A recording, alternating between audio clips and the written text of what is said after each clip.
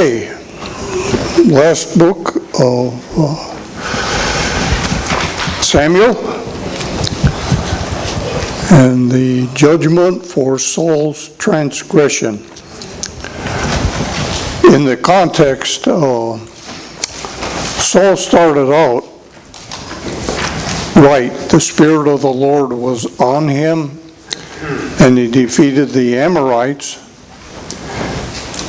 inquired of the Lord and did what was right. Then later the Philistines gathered to make war against Israel, and Saul became afraid. And he was waiting for Samuel, and he got a little bit impatient. So he offered a sacrifice that was due to the priest's office instead of waiting for Samuel. So when Samuel did come, he had a message for him. And what was the message? In 1 Samuel 13:14 it says, "But now thy kingdom shall not continue. The Lord hath sought a man after his own heart, and the Lord hath commanded him to be captain over his people, because thou hast not kept which the Lord had commanded thee." So that was the message that was given to him. Saul was totally to destroy the Amorites. What did he do? He didn't do it.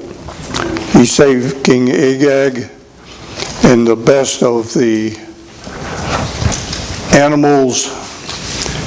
And what did he do? He blamed it on the people instead of taking the responsibility for himself. So Samuel's words to him in 1 Samuel 15:26, Samuel said unto Saul, "I will not return with thee, for thou hast rejected the word of the Lord, and the Lord hath rejected thee from being king over Israel." So then David was appointed, anointed. The Spirit of the Lord came upon him, and it says from that time on it never left him. And then in 1 Samuel 16:14 it says, "But the Spirit of the Lord departed from Saul, and an evil spirit from the Lord troubled him." So then David comes along the scene. He killed Goliath. And he was greatly favored by Saul. In 1 Samuel 18:5 it says, "And David went out whithersoever Saul sent him, and behaved himself wisely. And Saul set him over the men of war, and he was accepted in the sight of all the people, and in the sight of Saul's servants." So it was a good thing that what Saul did at that point. Now, then things took a turn. What happened? 1 Samuel 18:6, "And it came to pass as they came, when David was returned from the slaughter of the Philistines, that the women came out of the cities of Israel singing and dancing to meet King Saul with tabrets, with joy, and with instruments of music." And then it says, "And the women answered one another as they played, and said, Saul has slain his thousands, and David his 10,000s. So what happened then? 1 Samuel 18:8, "Saul was very wroth, and the saying displeased him, and he said, They have ascribed unto David 10,000, and to me they've ascribed but thousands. And what can he have more but the kingdom?" You know,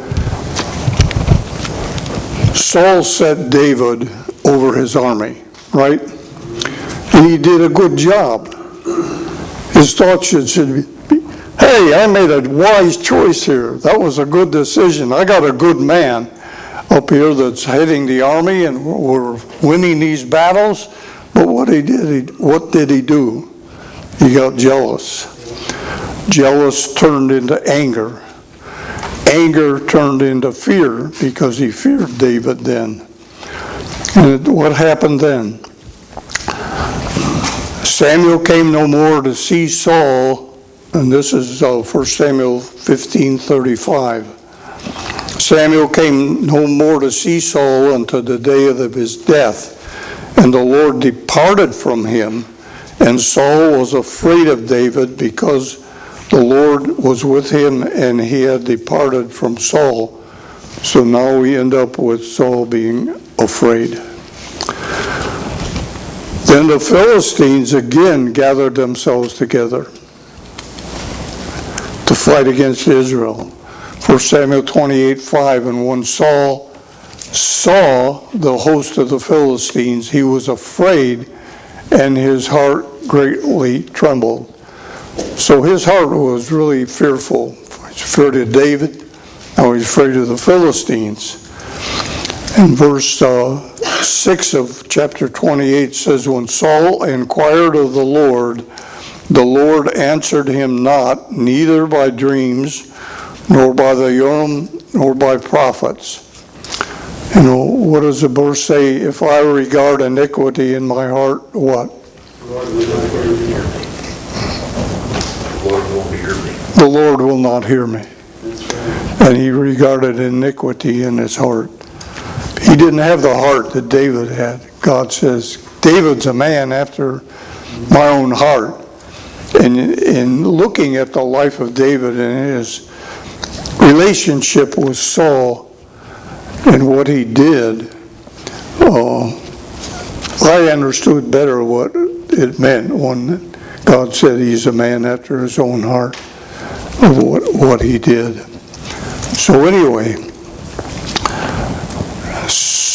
1 Samuel 28:6 says, when Saul inquired of the Lord, he answered him not, neither by dreams, nor Urim, nor prophet. So God had, I wouldn't say forsaken him, but he would not listen to him anymore. Why? Well, because he didn't do what he was supposed to. Remember, Saul was king. He was a leader. He's supposed to show the people what to do and how to live, and he didn't. So then Saul goes to the witch of Endor and asks her to bring up Samuel, because Saul wanted to ask Samuel what he should do. And this was strictly forbidden by God. Strictly forbidden. So what happened? Well, God brings up Samuel with a message for Saul. The witch of Endor didn't. When they work, evil spirits work with them and do their bidding. But in this case, God brought up Samuel.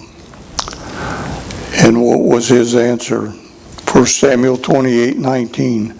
Moreover, the Lord will also deliver Israel with thee unto the hand of the Philistines, and tomorrow thou shalt and thy sons be with me.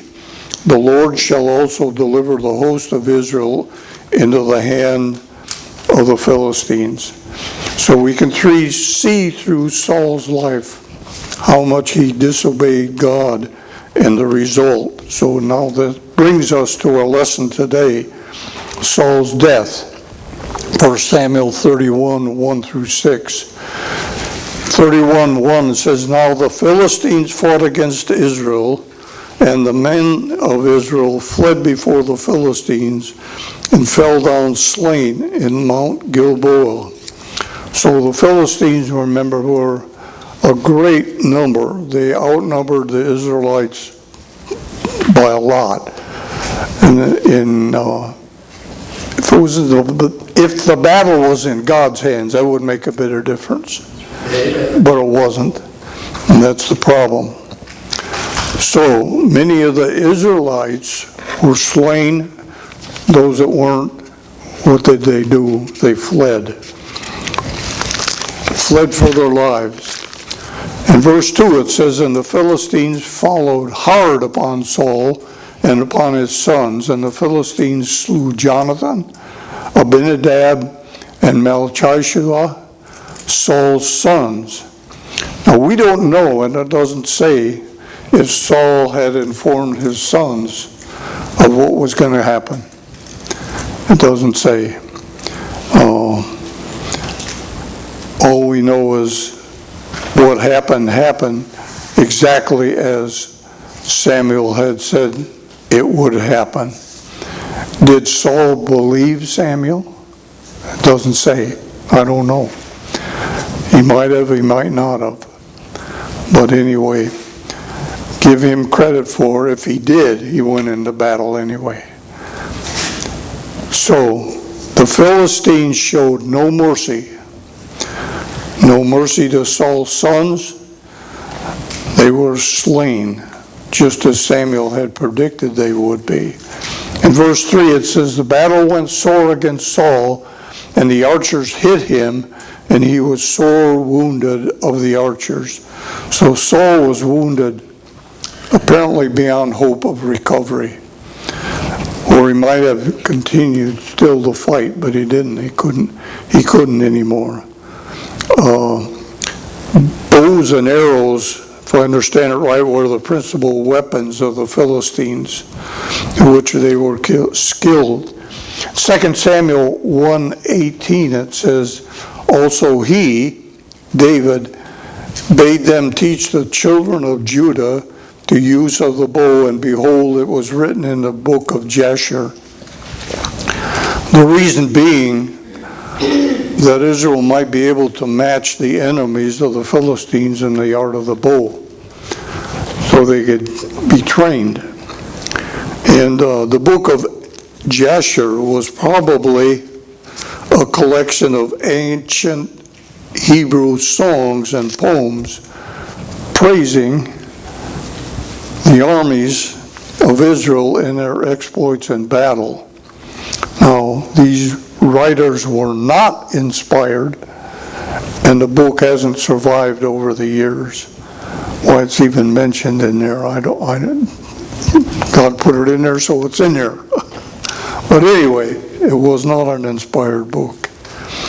Verse 4, then said Samuel unto his armor bearer, draw thy sword and thrust me through therewith, lest the uncircumcised come and thrust me through and abuse me. But his armor bearer would not, for he was so afraid. Therefore Saul took a sword and fell upon it. So the king had forsaken the Lord. He had lost divine protection from the Lord. And he doesn't say at all any sign of repentance all through this.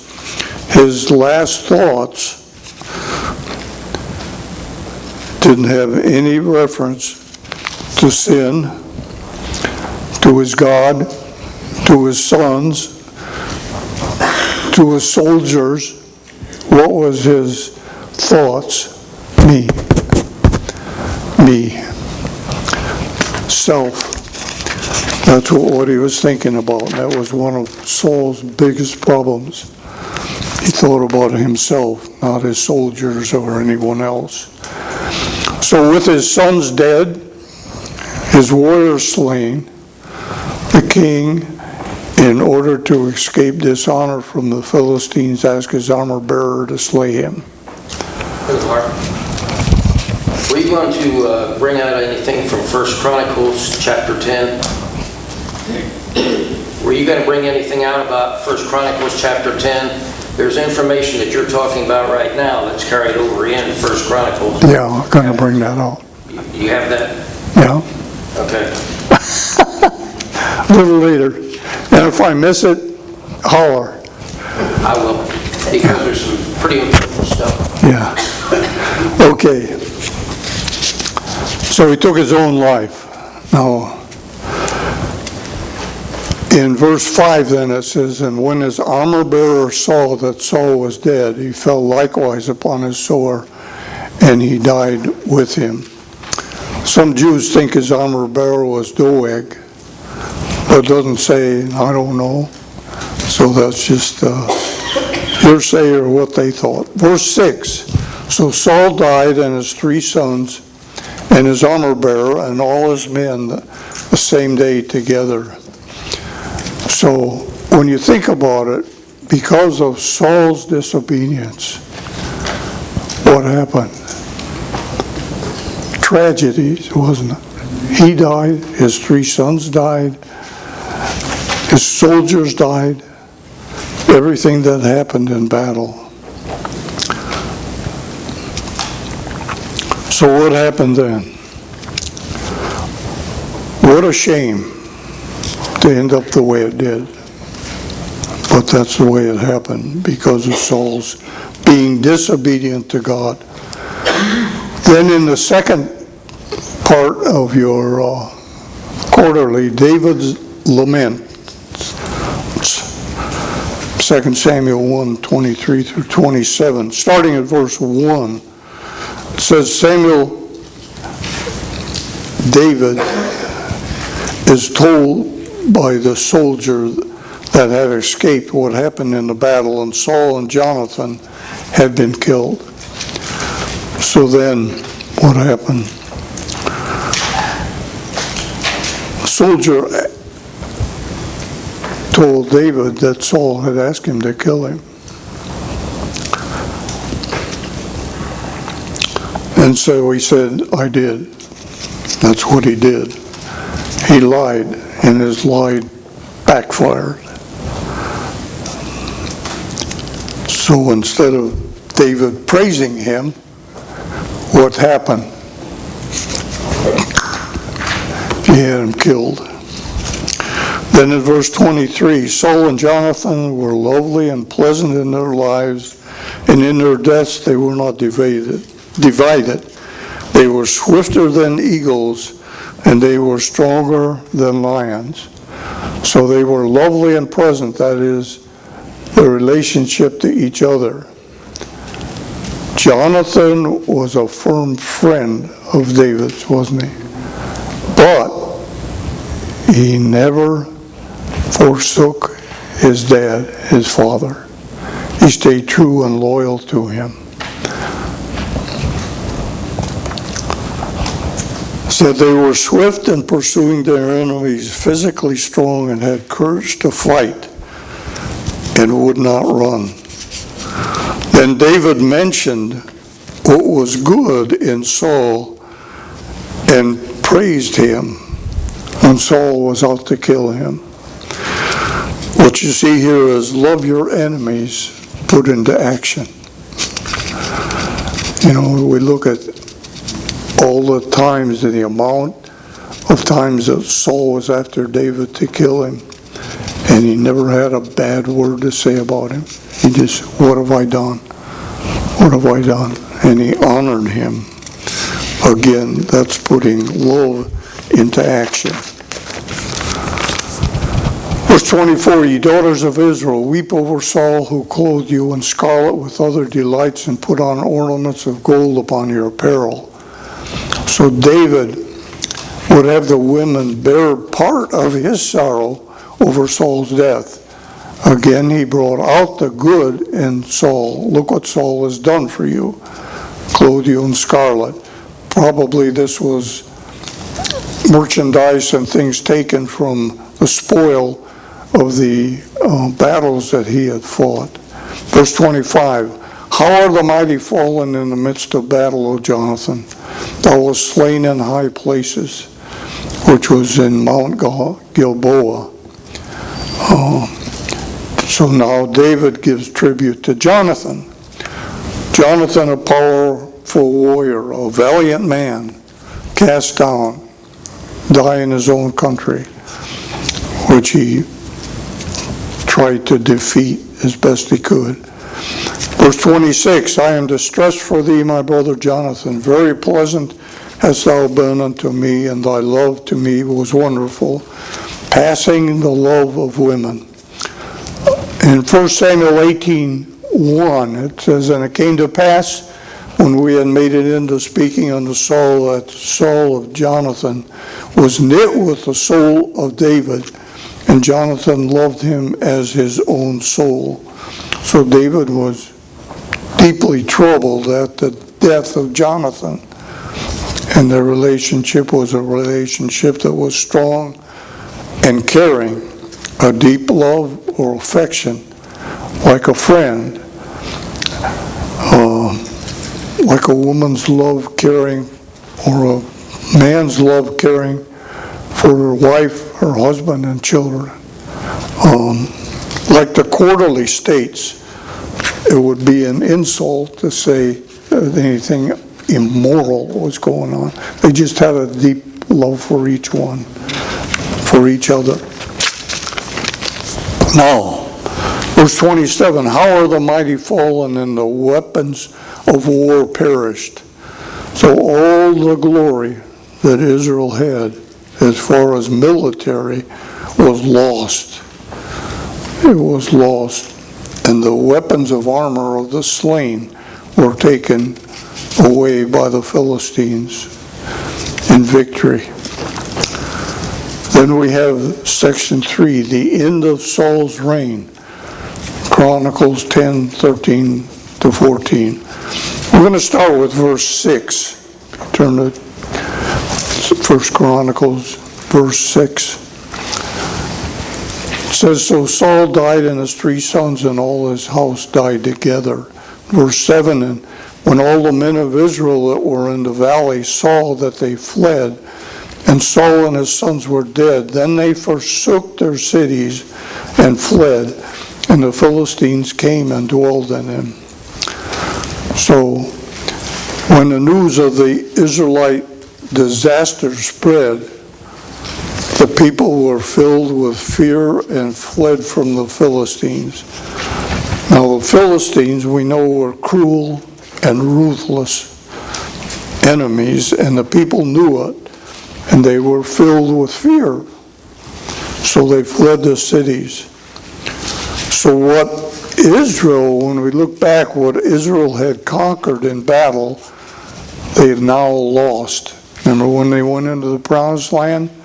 They conquered, and now they lost it. So it's a very serious situation for Israel at this point. So we can see how forsaking God can have a dire consequence, not only for ourselves, but others. And in this case, very long term. So Saul lost the battle, his sons, an untold amount of soldiers, and the land that they had previously conquered. And then all the hardship that goes with it to gain it back.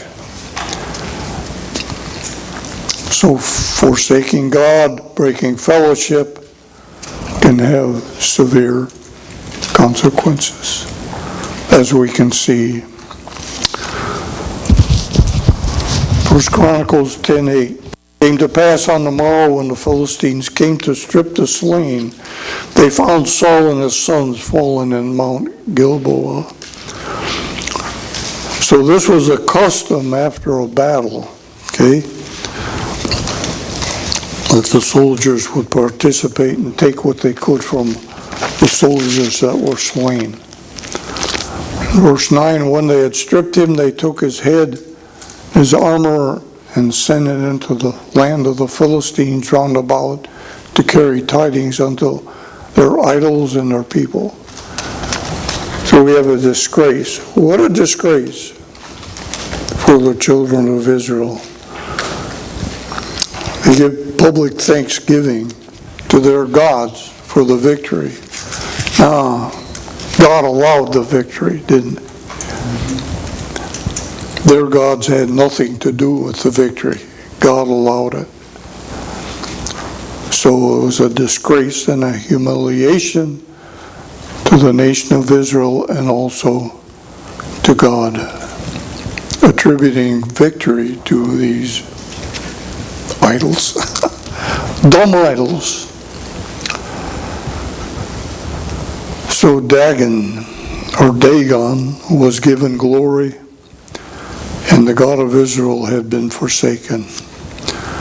And verse 11 says, "And when all Jabesh Gilead heard of the Philistines had done to Saul," verse 12, "they rose, all the valiant men, and took away the body of Saul and the bodies of his son, and brought them to Jabesh, and buried their bones under the oak at Jabesh, and fasted 7 days."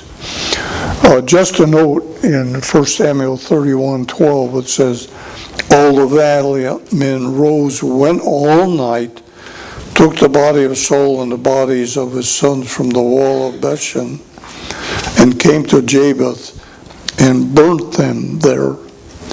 So they burnt their bodies first, and then they took them back, and they buried their bones.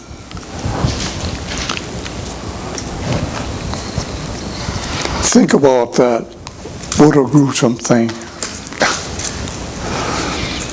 So we see the bravery and devotion of the men of Jabesh Gilead, risking their lives to honor the remains of their king and their sons.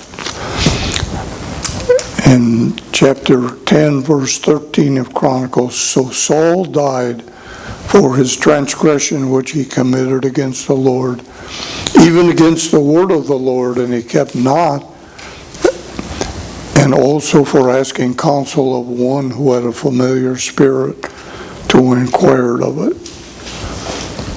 So God had to do something with Saul, and that's what he did. God was displeased with him. He never repented. No indication at all confessing what he had done, but he just continued on in his own strength and thinking. You know, what a difference between Saul and who's this other guy? Saul and David. What a difference between Saul and King Solomon. Remember when King Solomon became king, what did he ask for? Wisdom. Wisdom to rule the people. That's what he asked for. You notice in verse 14 now it says, "And he inquired not of the Lord, therefore he slew him, and turned the kingdom unto David, the son of Jesse." You know, he says he slew them. God slew them. Turned the kingdom to David. Bob, what were you going to say?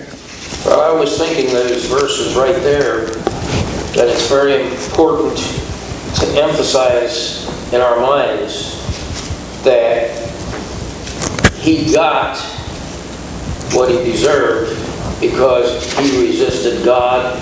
He did just the opposite. And it brought to mind Galatians chapter 6, verses 7 through 10. God is not mocked. Yeah. And, you know, you get what you deserved.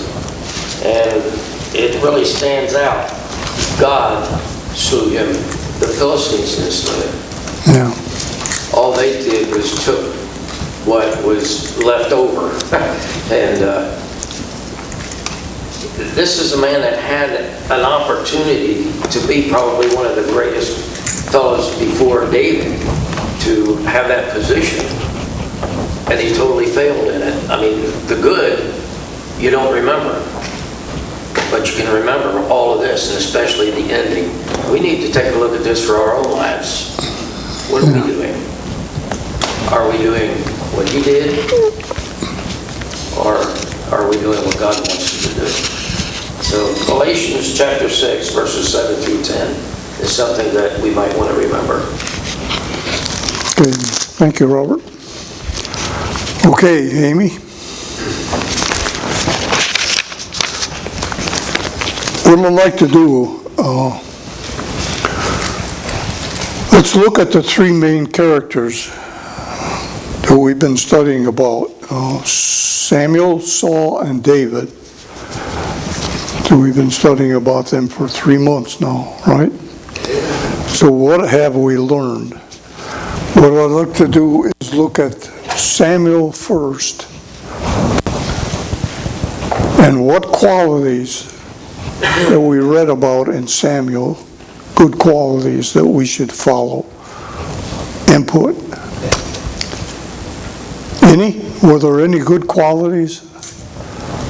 What was it? Trusting God. Okay, he trusted God. Oh, that was fast. What else?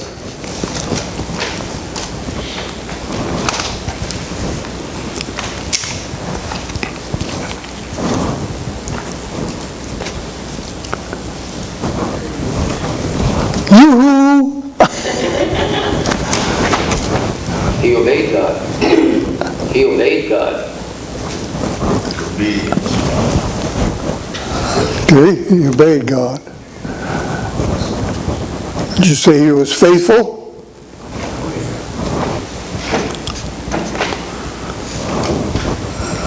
How about fearless? Was he fearless?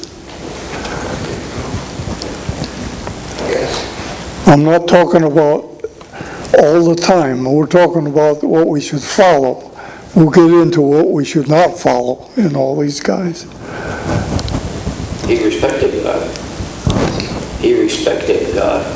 He respected God, okay.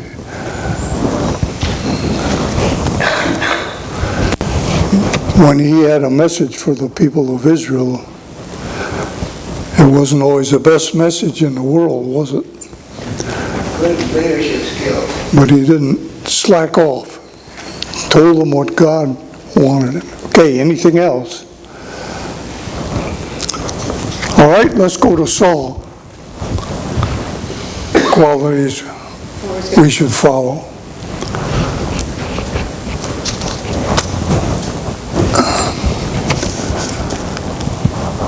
You're skipping past. How about Saul? Anything?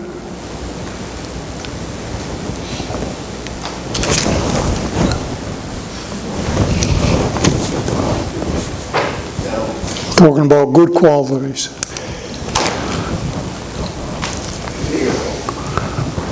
Was he ever faithful? No. What about when he first started out? Wasn't he? He was one big mistake. He was faithful to himself. Pardon?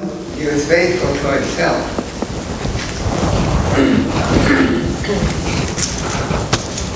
Didn't he have any good qualities? Amen. Huh? That's what he qualified for. If he started out with good qualities, they were all swallowed up in his later bad decisions and everything else, so you don't really remember him for any good qualities. You just remember him for all of the mistakes and bad choices and consequences that he made. Now think of David. What did David attribute to him? Did David say anything bad about him? Everything he said was.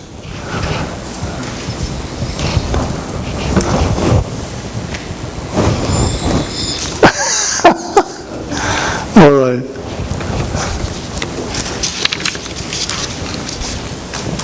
Let's go to David.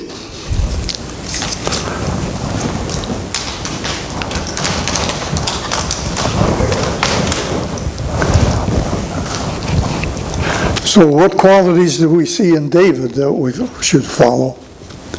He repented of his sin. He repented when he sinned. Okay? Obedience to the Lord.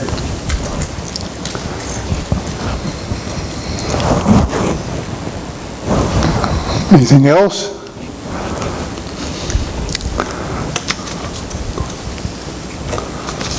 You think he had courage? Yes. He was fearless. He trusted in the Lord. He trusted in the Lord. Okay. He respected the Lord. Yeah. Did you say he was fearless? Yes. Did he have a quality of being fearless? Would you stand before Goliath with a slingshot? I don't know if I would. Respect. He respected King Saul, even though the Lord removed him from the kingdom. He still respected Saul and didn't do any harm to him because he was the Lord's anointed at that time. Okay, anything else? He was a loyal friend.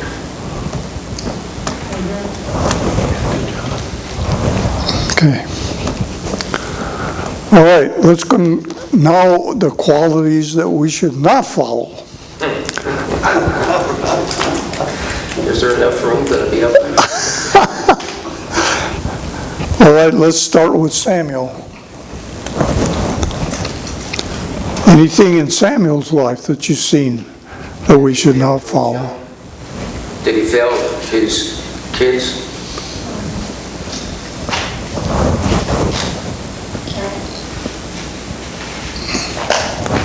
Okay, anything else?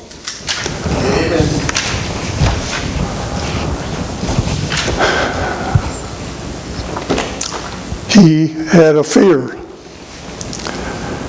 Remember, he feared Saul when God told him to anoint David king. He feared him.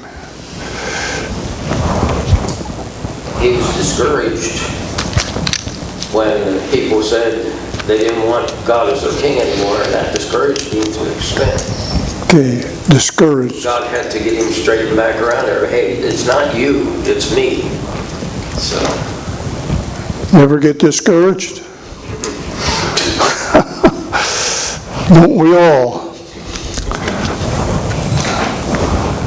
Okay, let's go to Saul.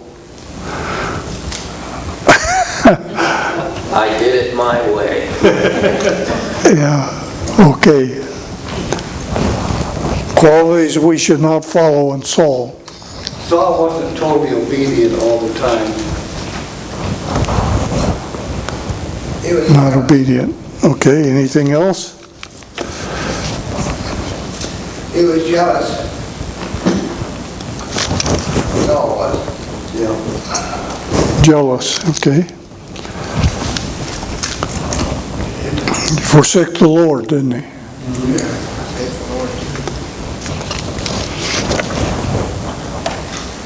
Anything else? Too proud to repent.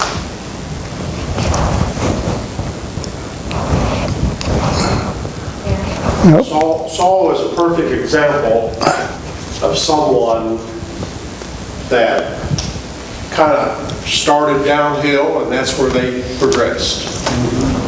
When Samuel told him in chapter 15 that God has removed you from being king because of your disobedience, from that point forward, Saul's mental state began to be in decline.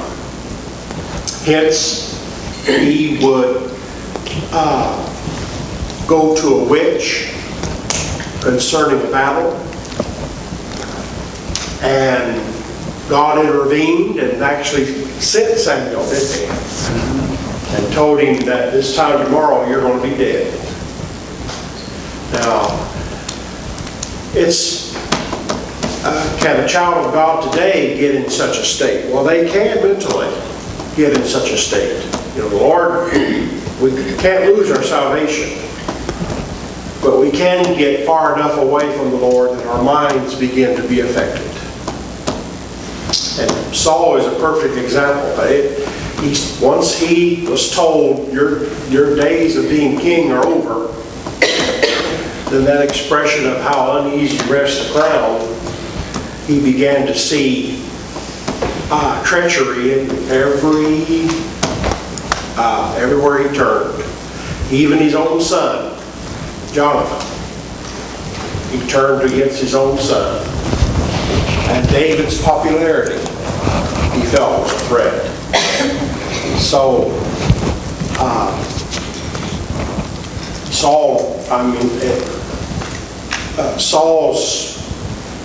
Saul's life is a prime example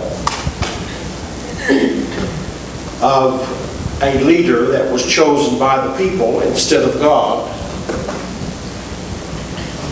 and the difficulty he had. And then on top of it, he disobeys, and Samuel tells him so. You have disobeyed. You have done exactly what God told you not to do.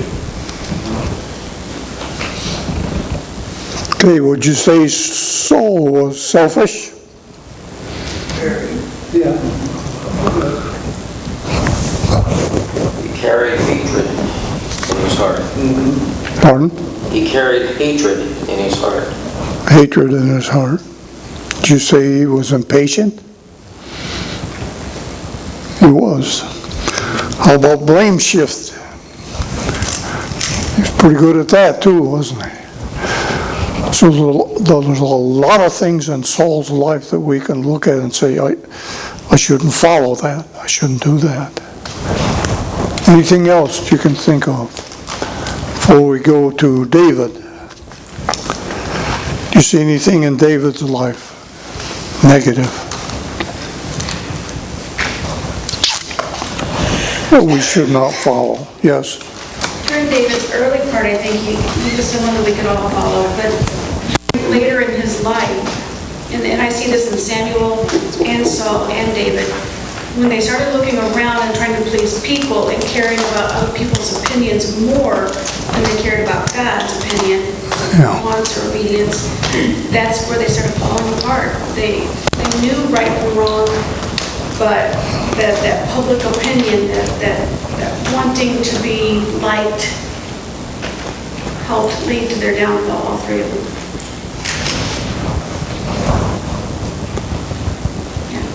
He committed murder The thing, and adultery. pardon? He committed murder and adultery. Yeah.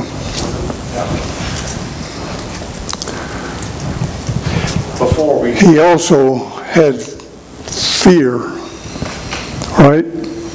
He feared Saul over and over again. Said he feared him, he ran from him, and he didn't inquire of God in a lot of instances. The thing that I see here, there's a lot of things in Saul's life that we've seen, but the things that I seen in all three individuals was fear. Fear. Fear is brought up over 500 times in the Bible. What replaces fear? Faith. Most of them were fear of Saul. Fear of Saul. Love replaces fear. Faith replaces fear. Trust in God replaces fear. 1 John 4:18. There is no fear in love. How much fear?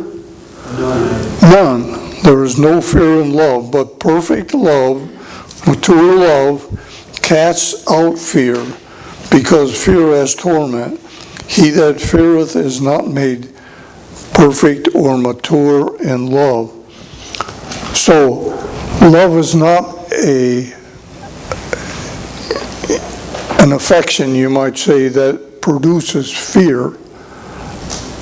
Love is something that squelches fear. If a man had perfect love, if we had perfect love for God, we wouldn't fear anything. What would you fear? God's in control. He loves me. I love him. Why should I fear? Why should I fear what man can do? Why should I fear what's going to happen tomorrow? You know, we suffer from fear. fear of poverty, losses of all kinds, bereavement, sickness, death, the future, you name it, we fear it. But perfect love for God eliminates that fear. So, who's in control? Are we in control, or is God in control?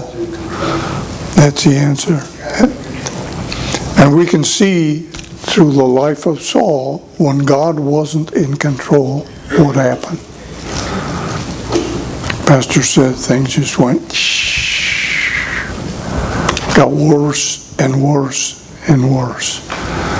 Like somebody gets mad at God, so they quit coming to church, quit reading their Bible, quit praying. Things going to get better? No. I don't know about you, but I've learned a lot in this study. The different characteristics, you know. I don't have all the fancy terms like Brother Chuck does. Categorize all these people and everything. But I hope that you've learned and applied from what we've been studying. So next quarter we start with Mark. Nobody has a book, do they? Did you get some? Hand them out. All right, any other comments before we? Don't walk away yet, I got books here. We got books to hand out. I forgot about that.